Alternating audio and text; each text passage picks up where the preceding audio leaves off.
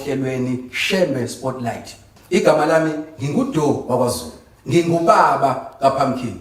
Kuloluhlelo sihlose ukubuyisa ithemba kanye nokuzigqaja ikakhulukazi ebantwaneni nakubantu nje asebekhulile abangamaNazaretha kodwa abavelele emphakathini. Lokho singathi masikhuluma nje sobabili sithi ama celebrity. Sibe nenhlanhla ke namhlanje yokuthi sivakashelwe abantwana abayibiza ngokuthi Abafosi engizobanika ithuba lokuthi nabo ke babingelele. Ngicela nibingelele bafowethu. Siyabingelela kakhulu kuba bukele emakhaya. Igama lami ngosithandiwe ngoBafana Sibongo. Ngibingelele kubabukele emakhaya. Igama lami ubuhle wamngoma. Nami ngibingelele kubabukele emakhaya uAndile lo akacela. Ngibingelele kubabukele emakhaya uSandiswa kwamathundu. Inamahloni yansizwa mayikhuluma izibheke phansi ngathi ayibona semehle. Kulungile ke kodwa. Asize ngapha sifisa ukuthola nje ukuthi Abafosi uma uthi Abafosi yini Abafosi futhi nenzani noma singaqala kuwe nje la mfoka ofana ukuthi ukuthi usendlalela nje kancane. Uma sikhuluma ngabafosi sikhuluma ngeinsizwa ezisencane ekuyizo zona lezi eziphambi kwenu ezihlangane ebandleni lamaNazaretha ebhleni zakhula zizalwa nje zivele zikhonza inkosi uNyazi. Ekhuleni kwethu kuningi ke esikwenzayo okungaphandle mhlambe okunye kusazovela ingxoxo iqhubeka kodwa ehlanganeni kwethu sibese sihlanganisa amathalente esinawo uNkulunkulu asiphe wona. Sasitha sesenze into engazi zibe khona esontweni lethu. Then la ke siqale khona sethi noma ngoba lento esiyenzayo siyayibona iyahlangana abantu bayayithanda asihambise sise kubantu ukuze iye kubantu kufanele ibe negama ezokwathi mayifika ngalo kubantu kwazi ukuthi hayi usibani bani lapha ila seqhamuka khona ke Abafosi. Ake ngithi ukubala kwena kancane Abafosi uthi igama eliqhamuke ngoba senifuna ukuhambisa into kubantu uchaza uthinte Abafosi angazi ukuthi umuntu niyafosa Abafosi kodwa uchaza uthinte Abafosi kahle ukufosa igama elisuke lisho ukuthi ukuphusha into ukuthi ayiphumelele ngenkani isimo sivuma noma singavumi. So le yethu ke ithinto siyaqala noma ngingamention ukuthi siyaqala ukwenza lento ayikazi sibe khona esontweni lethu ilona noma inetalent enemali uyayedwa students lo ayenzayo. So thina sihlanganile sathi no lento ayikazi yenzeke izoqala ngathi sizoyiforsa izofoseka izophumelela futhi. Leli gama elithi Abafosi liqhamuka ekutheni nithe manihlangana nenza igroup nasithi lento sizoyiforsa sifuna iphumelele ukuze ibe yiyona. Kunjalo Mfowethu ofana ungaphatheka ukuthi ngisabuyela kuwena ngizosa kumina isiso sakithi hlobo lomculo enwenzayo. Ake ngithi thina okwamanje besimixa igospel nomaskandi ngenxa yokuthi yona market esinayo esontweni lethu asikwazi ukuthi sithi senza nje gospel straight futhi asikwazi ukuthi senze umaskandi kodwa lezi zinto siyayilumbanisa sihlanganise ngoba njengoba ngishilo ngathi senze into engazi ibe khona siyenza thina iba khona ngalamaphimbo nalamatalent uNkulunkulu asiphe wona. So sihlanganisa lezi zinto zombili umaskandi gospel. Ikhona ingoma esenekhiphile umculo wenu ke wemukela kanjani kubantu? So far abantu basibona abantu bewuthanda kakhulu umsebenzi wethu bewumekela ngendlela eyisimanga nakuba sikhona sibonga nesupport kakhulu yabantu ngoba bayawuthanda kakhulu basimukelile umsebenzi wethu sibona ukuthi uhamba ngendlela esezingene eliphezulu ngendlela eyisimanga. Abadala noma abancane? Lo nto ayibuzo abadala nabancane bonke bayafana. Alright ake ngivele ngithume nje ngihlale lapha na kumfokathele umfokathele yini eyenza nabona ukuthi njengenjejane yakuleli bandla ikakhulukazi lamaNazaretha aseBuhleni ningakwazi ukuthi nisebenzisane ngoba uqhamuka kwenye indawo yini kodwa nine yathi thina singakwazi ukusebenzisana. Cha njengoba besikwachaza umfana besikhona vele kukhona ukuthi uzowenza sibonele ukuthi esontweni kakhulukazi umuntu bethi mayenza into aphumeda ahamba yenze eceleni. So ukwazana kwethu namatalent esinawo sibese sibona ukuthi hayi uma sihlangana sikhona into esingayenza ihlangane iphumelele. So sakuzama ngicabanga ukuthi ingoma eyokuqala esayihlanganisa sindawonye ile ethi thina sakhula ngomthandazo ekuyona ifike yamukeleka kahle ke sase suqala kumsebenzi sesiqhubeka ngamanye amazwi nakha inqanawe eyabona umakholo eBhayibhelini omunye uza nesando omunye uza nesipikilo omunye uza nesaha nase niyayakha lento kodwa nibe ninama background ahlukahlukene kunjani kuyasebenzeka mawubuka mfowacele noma hayi niyenza nje ngoba phela senaze naqala kodwa khona yavuka ngasho ukuthi kuyasebenzeka ngoba esikhathini ngasho ukuthi khona mhlasimpe mina njengoba noSulumane senzitshela kodwa ukuthi siyadlala ikeyboard khona esengikufundile kuSulumane kade ngingakwazi naye khona sekufundile kade ngakwazi kanjalo nabafowethu ukuyibona abanamaphiko kuleli qembu lethu so siyafunda izinto ngokuhlukana nangokushaya ulwazi esicela waziwa kakhulu eManazaretheni njengomuntu oxova kakhulu athi ke aManazaretha insimbi mawuxova ikeyboard ngabe iyalekelela lolo lwazi lwakho lokuthi ukwazi ukushaya ikeyboard kamnandi ukhipha into ethule ethu luyalekelela yini ekuthenini lo msebenzi niwenzayo uhambe ube impumelelo yes iyalekelela kakhulu uyayishaya ikeyboard namanje noma ngamanje nje sisayishaya ngoba ingoma ziqala khona kuyona umshini sizenze bese ke sezo eda amaphimbo abafuthu ikhona ingoma oyilidala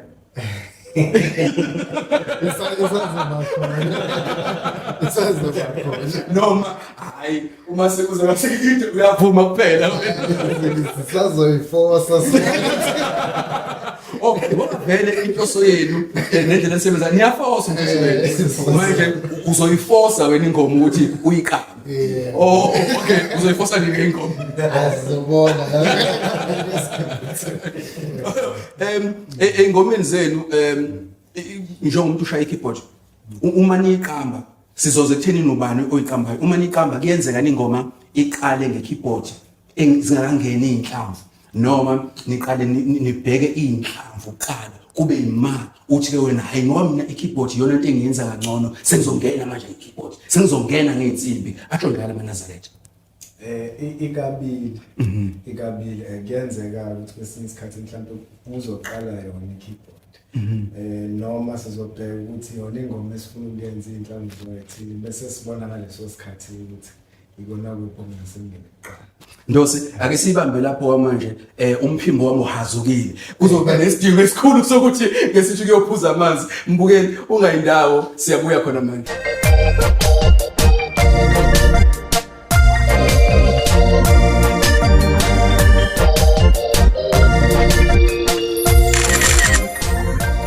kodwa ke lithi kunyusa kancane ilevel lokukholwa ake lithi ukuphakamisa kancane ilevel lokukholwa uShembe uzonika zonke umhlangano oyistage sazo zonke imhlangano kaShembe kodwa unequbu ula awukhishwe kini bonke okubabayo ya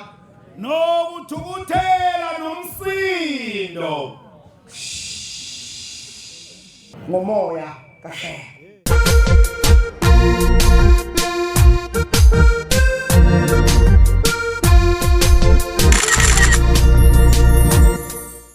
ohlelweni Shembe Spotlight yabona ke namhlanje sibe nenhlanhla enkulu kakhulu ngoba lezi insizwa ezibiza ngokuthi Abafosi zisekhona sisaxoxa kumnandi nje ngendlela eyisimanga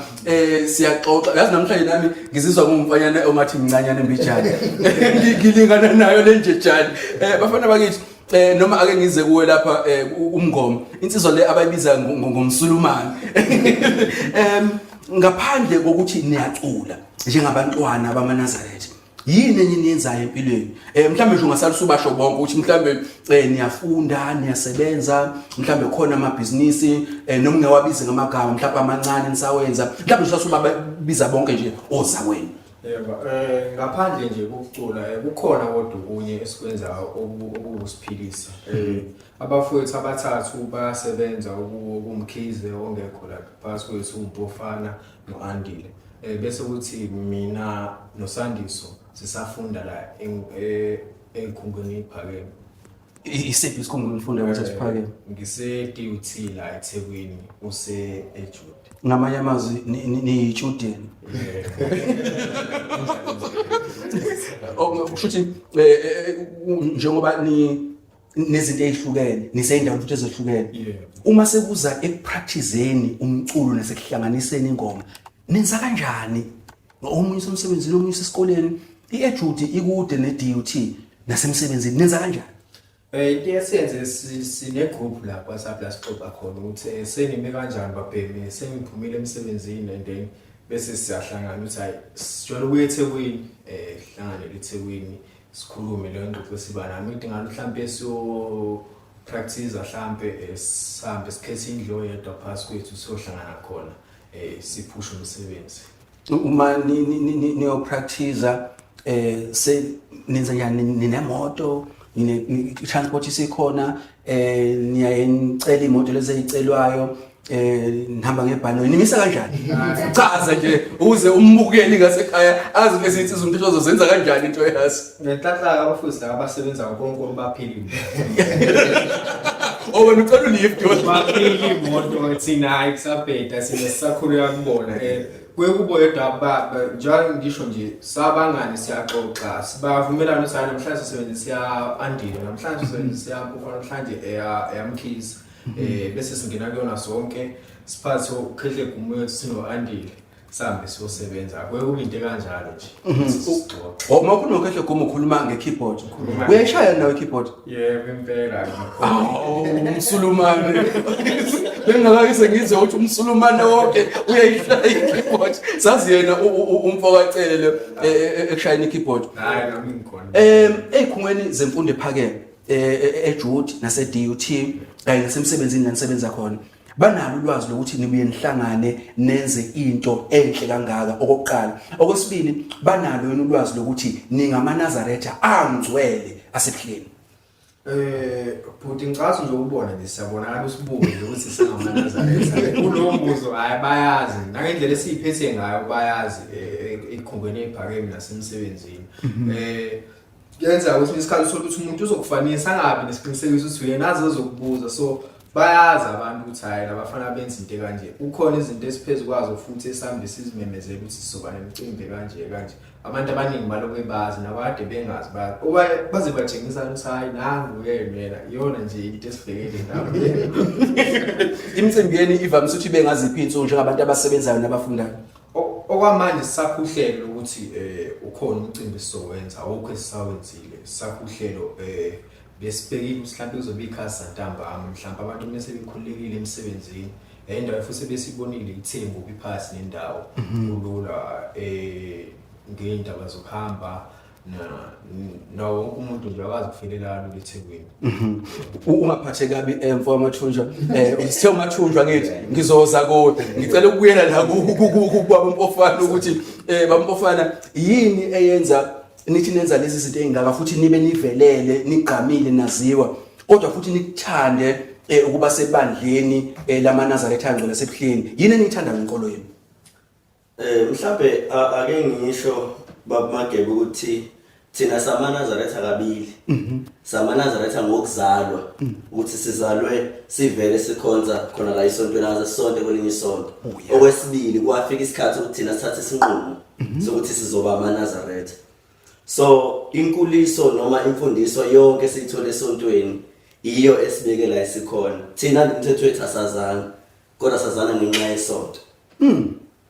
so konke sikwenza namathalente lawo esinawo ngaba bazi bakwazi ukudlala ihlabelelo noma yini nathi ngaba sazi ukuthi siyakwazi ukuhlabelela ngaphandle kwesonto so sikwazi ungayithandi esizalile siselapho nje mfowamfofana niyalithola nithuba lokwenza ezinye izinto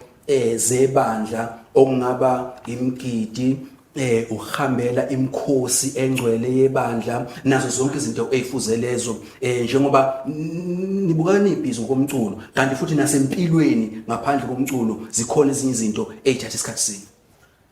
cha ngiqinisekise lokhu kubabukeli bebuka loluhlelo thina umthetho njengoba ngisho ngathi aManazaretha asiwona aManazaretha part time esontweni si full time lokho kusigcina sizenza zonke izimiso esifanele ukwenziwa umuntu oyinazaretha nezifungo futhi zakhona siyazenza ngoba egcineni kosuku lento esiyiyona asiqalanga kuyona siqale ngoba aManazaretha aqala before kuvele lokho okukhona so lokho kukhona kuphazamisa lutho kulezi zinto thina kade sivele sizenza before. Ngaleyo ndlela uphendulo nombuzo uqonde ngqo siyakwenza konke kufanele sikwenze. Abagidayo bagida, abakwazi ukugida ngoba phela asiphiwe konke sonke.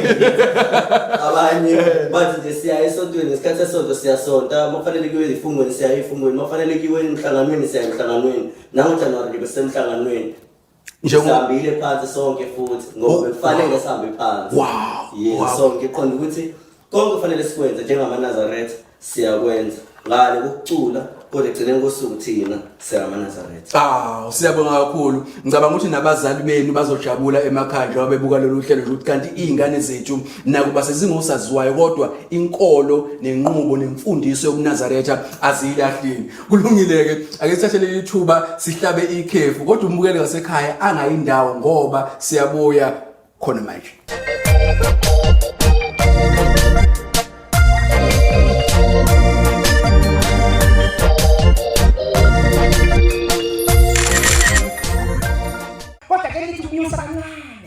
Level lokukholwa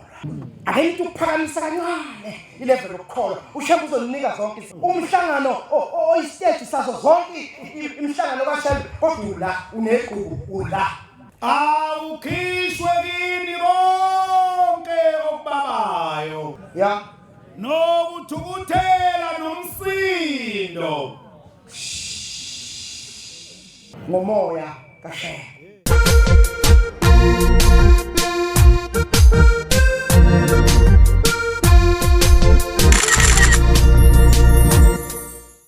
Siphinde sikwemukele mbukeli ohlelweni Shembe Spotlight. Uyabona ke sixoxa nabantwana bamaNazaretha abazibiza ngokuthi Abafosi abenza umculo ohlabahlosile. Ngibona lapha umfo wamathenjwa mathunjwa. Yebo ngisho kahle umfo wamathunjwa. Ngingaqhathi nehlosi. Kade lokunyakaza uyafisa ukuphawula selekelele ungaphawula noma ungabaluleka uthini abantwana abakhulayo ekuthenini bakwazi ukubamba ngezandla zombili udumo baphinde babambe ngezandla zombili inkolo yobuNazaretha ngoba kungenzeka udumo luyiphazamisa inkolo yobuNazaretha nokuthi njengomfundi ose isikhungweni semfundo ephakeme lezi zinto zontathu umntwana osakhula angayibamba kanjani angiphinde ke ngizike phezulu udumo imfundo kanye nokuba usaziwayo. Cha baba Magaba mhlambe uqala ake ngiqale la ekutheni uma sikhuluma ngomntwana sikhuluma ngomuntu osakhula njengoba nathi sisakhula nabafowethu. Mhlambe indaba engaqala ngayo ekutheni uma umntwana into yokuqala ebalekile kuwena uma bethi abazali bakho bohlonipha ayikho into ngicabanga ukuthi engale ukuhlonipha uma uqale wakwazi ukuhlonipha abazali wakwazi ukuba sekhaya wakwazi ukuphatheka abayingane noma ngabe yini eqhamukayo ekusaseni lakho uNkulunkulu ayibekile esandleni sakho kodwa uyokwazi lonto ukuthi uyibambe bese ukhumbule emuva la uvela khona angiboni ukuthi khona into engakuphazamisa mhlambe ukuya kule yokubhalansisa ukufunda nodumo netalent onayo sibonile ke thina sikhula mhlambe sisasekhungweni eziphansi zefundo ephakeme ngoba nathi asikaphumeleli kodwa sisafunda kuzo amatheshiyali kuyenzeka umuntu athi sase high school ebese ebone ngathi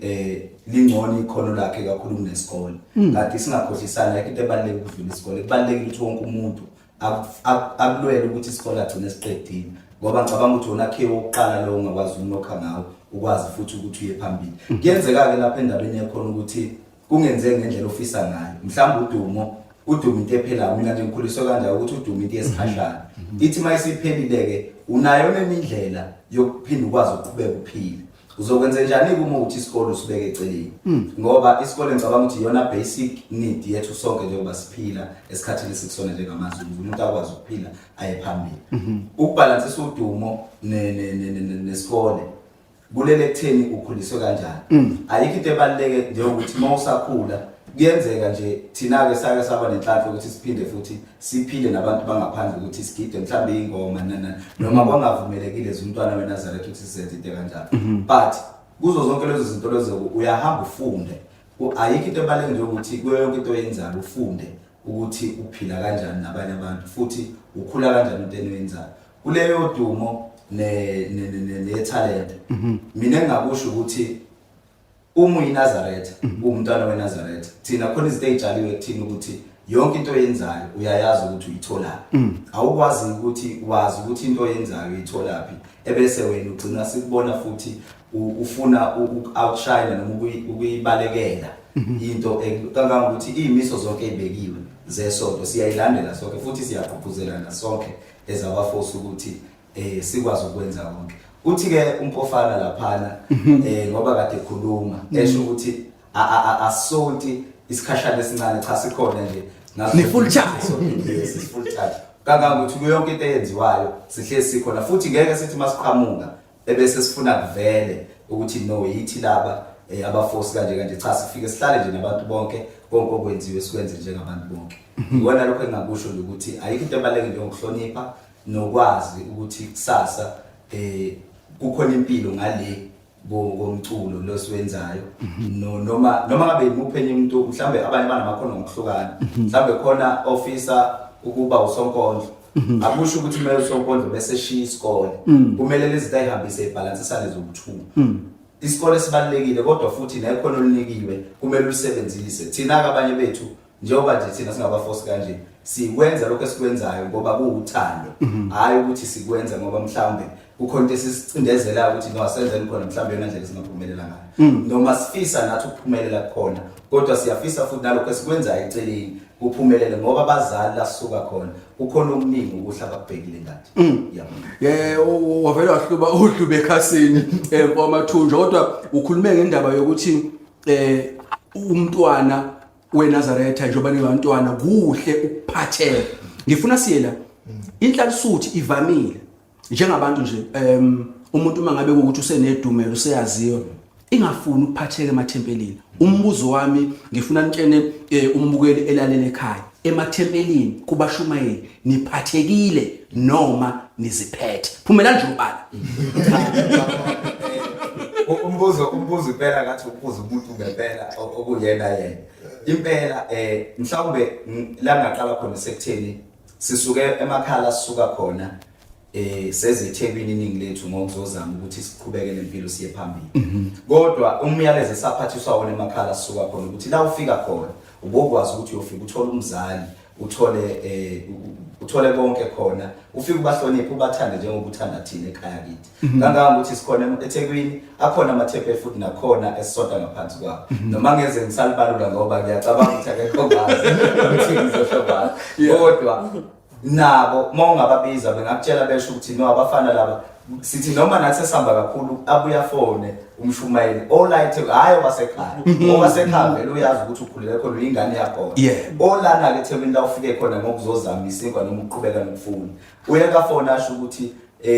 asaniboni njalo nokuphi uthola ukuthi ingenxa ukuthi mhlambe niseyindaweni ngokuhlukana kodwa lokho khombisa ngokusobala ukuthi uyingane uphatheki akukho lapho ukuthi ngenxa ukuthi usuyaziwa njengamanje sekumele uyiphathe noma wenze ngendlela othanda ngayo kubalekile khona ukuthi umthetho mina ngeke ngize kuthiwa umuntu ubuso umthetho azange ngiphansi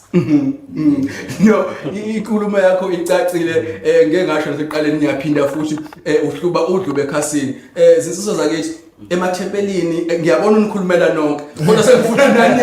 isecond nje ngalinye umuntu emunye niphathekile emathempelini noma niphethe usenikhulumelile vele kodwa nje isecond ngalinye kunina abafana bakithi niphethe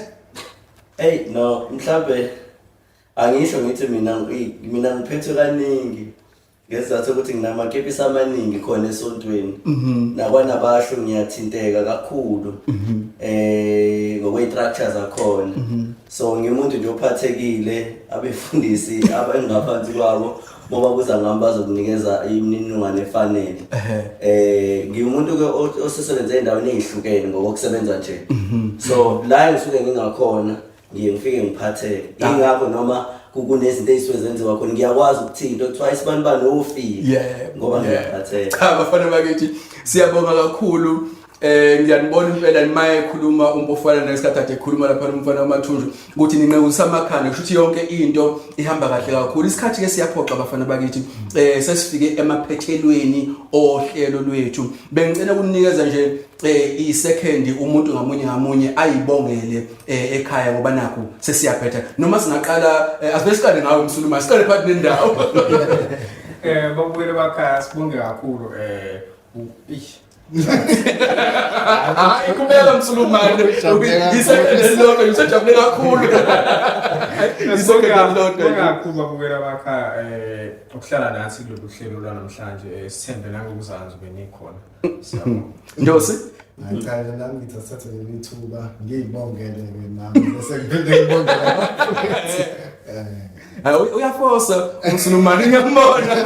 Bonga kwamaqhaza. Izandla zekhanda sehlisa izandla zekhanda siyabonga kakhulu siyathobeka kakhulu ukuthola nje ithuba elifana naleli linqa isivele baningi abantu abalifisayo leli thuba abalitholi akulona ithuba esingathi masilibuka ngoba sesezandleni kuthina bese sibuka ngathi bekufanele noma sibuke ngathi into engehlela noma ubani kodwa uThixo emuhle usahambele kithi kulezi insuku sebesidle kakhulu isikhathi isebende lodwa kwamathunjwa bese sibaleka asibonge kakhulu siyabonga kakhulu uvule amakhabethe asibonge kakhulu ithuba esikutholile namhlanje ukukhombisa ukuthi kukhona sizamayo nathi ukwenza sibonga ukuthi nje kubonakale nakubantu ukuze sikwazi ukubiza ukuthi sibe khona ezikhathini kanje siyathokoza siyabonga kakhulu bafana bakithi ukuthi nisihloniphe siyabonga ngendlela eyisimangaliso kulolu hlelo kwelanamhlanje esesiliphetha njengoba ubona besinabantwana bamaNazaretha abafosayo uyabona kulungileke akunani mina ngingubaba kaPumpkin uDo Zulu